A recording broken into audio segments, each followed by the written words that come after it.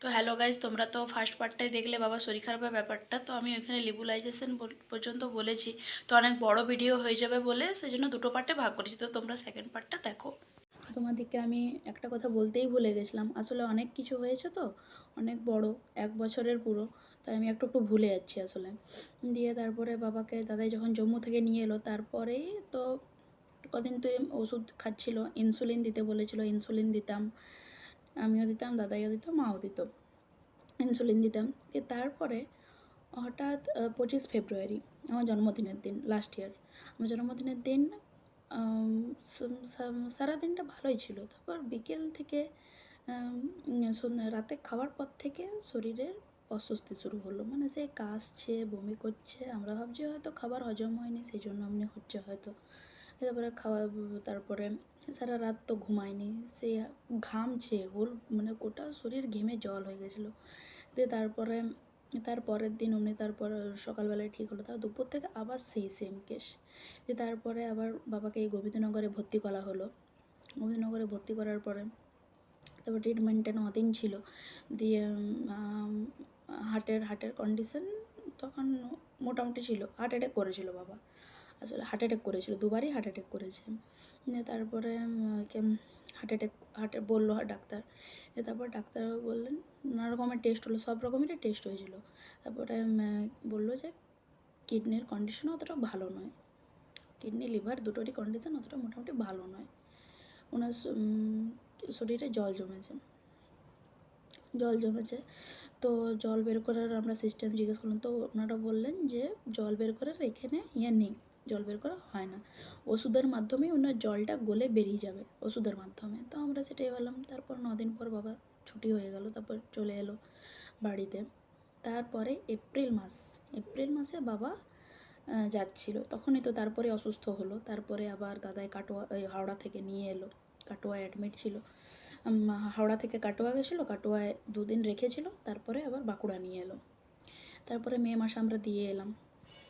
তারপর তো বললাম যে তারপর অতদিন ছিল, তারপরে সেপ্টেম্বরে 30 তারিখে রিটায়ার করলো, সবই তো বললাম। তারপরে কালী পুজো আমাদের মানে দুর্গা পুজোর আগেও মানে ভালো থাকেনি, মোটামুটি ছিল। তো কালী পুজোর থেকে শরীরের অবনতি হতে শুরু করলো, কালী পুজোর থেকে অবনতি হতে শুরু করলো। মানে শরীরটার মানে সেই কোনো ব্যাঙগুলো যেমন হয় সেরকম মানে ফুলে গেছিলো ডান সাইডটা, গালটা পুরো এত নেমে গেছিলো, গলার ভয়েস চেঞ্জ হয়ে গেছিলো, এমনকি গলার ভয়েস পুরোপুরি চেঞ্জ হয়ে গেছিলো।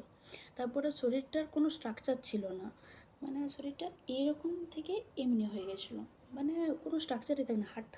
হাতের পোর্শনটা পুরো ঢেউ খেলানোর মতো হয়ে গেছিলো, মানে মানে স্ট্রাকচারই ছিল না বডির একটা কোনো। মানে আমি কালী পুজোতে গেছি মানে মন মেজাজ কারোরই ভালো নেই, ওই গেছি আর কি মামাবাড়ি, বাবাকেও নিয়ে গেছি। বাবা অনেক দিন পরে মামাবাড়ি গেল, তো এবছর নিয়ে গেলাম। দিয়ে তারপরে ওইখান থেকে বাবা ওইখান থেকে ছোটো মামা ছোটো মামা, মা আর বাবা গেল ওই কলকাতাতে এমআর বাঙ্গুরে অ্যাডমিট করলো, এমআর বাঙ্গুরে অ্যাডমিট করলো। দিয়ে তারপরে নানা রকম ওইখানে টেস্ট হলো আবার। দিয়ে তারপরে টেস্ট হওয়ার পরে ডাক্তারবাবু বললেন ওনার শরীরে 25-30 কেজি জল আছে। যে ডাক্তারের আন্ডারে ছিল বাবা, তার নাম হচ্ছে AK বাউরি, ওনার নামটা ঠিক জানি না, AK বাউরি, ঠিক আছে। উনি বললেন যে ওনার শরীরে 25-30 কেজি জল আছে। মানে তোমরা ভাবতে পারছো 25-30 কেজি একটা মানুষের শরীরে জল, 25-30 কেজি জল। তো ওনার বললো যে জল বের করতে হবে। তো 2-4 দিন ভর্তি করার পরে জলটা বের করলো 3.5 লিটার বের করলো। এটা আমরা ভাবছি হয়তো জলটা বের করে দেবে, তারপরে তো সুস্থ হয়ে যাবে। জলটা বের করে একবার কী ব্যাপার, জল সিরিঞ্জে করে বের করে দেবে। তারপরে বললেন যে মা জিজ্ঞেস করলো যে ডাক্তারবাবু, ওপরে বলছে একবারে বের করা, জলটা তো বের করা তো ইজি, জল বের করা মানে বিশাল ব্যাপার। তো পেশেন্ট 3.5 লিটারের বেশি বের করবে না, মানে একদিন ছাড়া বের করবো। দিয়ে তারপরে হলো, দিয়ে তারপরে আরও কিডনি লিভার সবগুলো টেস্ট হলো। দিয়ে বললো যে কিডনি লিভার ওনার সবই ড্যামেজ হয়ে গেছে। তখন ভাবো তাহলে কী হয়, মানে সেই মুহূর্তে মা এখানে আছে, কিডনি লিভার সব ড্যামেজ হয়ে গেছে। দিয়ে তারপরে কিডনি লিভার সব বললো ড্যামেজ। তো মনকে তো শক্ত করে নিতেই হবে। দিয়ে তারপরে 3.5 লিটার মানে জলটা সেই ঘোলা ঘোলা টাইপের ছিল। তারপরে বললেন যে লিভার ট্রান্সফার করা যায়, কিন্তু লিভার ট্রান্সফার করা অতটা ইজি নয়, পেশেন্ট বেডেই শেষ হয়ে যেতে পারে, হার্ট ফেল করে যেতে পারে। সে রিস্ক কে নেবে? ওই বাবার ওই উইক শরীর, তার মধ্যে আবার যদি লিভার ওষুধগুলোই চলুক। ডাক্তারও বাবু বুঝিয়ে গেছিলেন আর কি, যে আর বেশি দিন নয়। তারপরে ওইখান থেকে কলকাতা থেকে নিয়ে এলো আমার দিনের পর দিন খারাপ হতে চাইছে, মানে বাবার লিভারটা পুরোপুরি ড্যামেজ হয়ে গেছিলো, কিডনির থেকেও পুরোপুরি লিভারটা পুরোপুরি ড্যামেজ। তো তারপরে পটি করতো, তো পটিটা একদম গ্রিন পটি, একদম ব্ল্যাক গ্রিন আর বাজে স্মেল। মানে আমি নিজে পরিষ্কার করতাম তো বুঝে, মানে বলতে পারছি সেই জন্য যে আমি তোদিন যে ছিল সব পটিগুলো পরিষ্কার করতাম, সব কিছু করতাম, স্নান করানো, পটি পরিষ্কার সব কিছু, মানে প্যাম্পার্স পরিয়ে রাখতে হতো সবসময়। বাবার কখন পটি হয়ে যেত, কী হয়ে যেত মানে বোঝা যেত না, সব সময় প্যাম্পার্স পরিয়ে রাখতে হতো। দিয়ে তারপরে অমনি হতো, দিয়ে অমনি করেই চলছিল। তারপর আবার মৃত্যুঞ্জয় রায়কে দেখালাম, দিয়ে ওখানে বললেন যে আর বেশি দিন নেই, উনি বেশি দিন বাঁচবেন না। বাবার কাছে বললো না, বাবাকে একটু এগিয়ে যেতে বললো, আমার কাছে বললো। তো বললো বেশি দিন বাঁচবেন না, মনকে শক্ত কর। দিয়ে তারপরে বললো যে তারপরে ওষুধ বলছে, দেখ ওষুধের মাধ্যম তো হয়, একবারে তো বলা চলে না, ওষুধের মাধ্যমেও ঠিক হয়ে যেতে পারে। দিয়ে তারপরে ডাক্তার দেখিয়ে এলাম।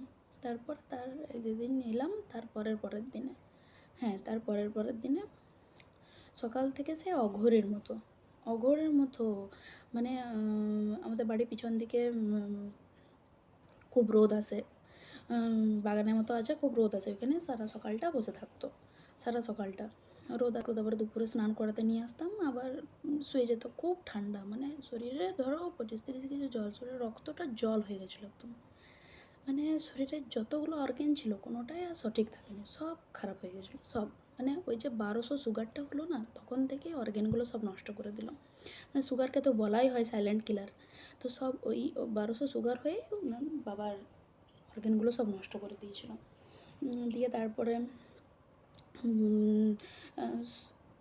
তো মারা এবার দিনের কথাটা বলছি, আগের দিনের 12 ডিসেম্বর। দিয়ে তারপরে সকাল দিয়ে তারপরে স্নান করাতে নিয়ে এলাম। তারপরে আমার একজন মাসি এসেছিলো দেখতে বাবাকে। তারপরে খুব মানে সেদিন সন্ধ্যের থেকে খুব শ্বাসকষ্ট হচ্ছে,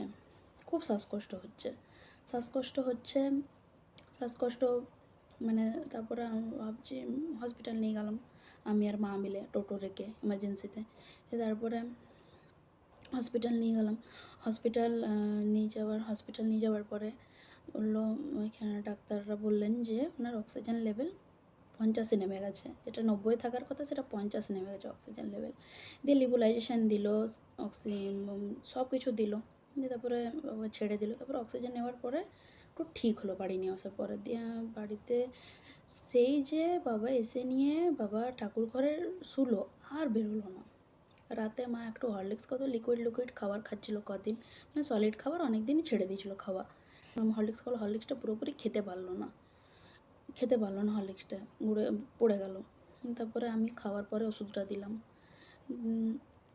খাওয়ার আগের ওষুধটা, তারপরে মা হরলিক্স খেলো। তারপরে আমি অন্য দিন আমি ওষুধ দিতাম খাওয়ার পরে। আর সেদিন কী হলো জানি না, সেদিন মাকে বললাম যে তুমিই যাও, দিয়ে আসবে, যাও। দিয়ে আমার একটা দাদা এসেছিলো, মানে দাদাইয়ের বন্ধু এসেছিলো, তার সাথে গল্প করছিলাম।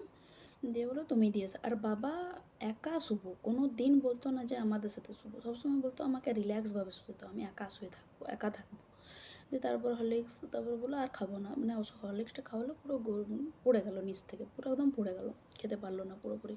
ওষুধ খেলো, দিয়ে আবার জল দিলাম, খেলো, এক ঢোক খেয়ে রেখে দিল, বলো আর খাবো না। দিয়ে তারপরে আমি প্রত্যেক দিন চেক করে নিতাম প্যান্টটা যে লিক করেছে কিনা, প্যাম্পার্সটা দিয়ে হাত দিয়ে দেখলাম না, সেদিন দেখলাম ঠিক আছে। বলছে ঠিক আছে সে যে বললো। দিয়ে তারপরে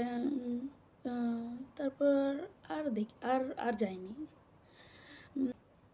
আর সেদিন দাদাই থাকেনি বাড়িতে, কলকাতা গেছিলো। আর সেদিনই আমার 12ই ডিসেম্বর আমার পিসেমশাই মারা গেছে। আর ভয়ে আমি বাবার কাছে দেখতে যাইনি বাবাকে, ভয় লাগছিলো আমি আর গেলাম না, দেখতে পাইনি। দিয়ে মা তখন মাকে আর 2টো-2:30টা নাগাদ ডেকেছে।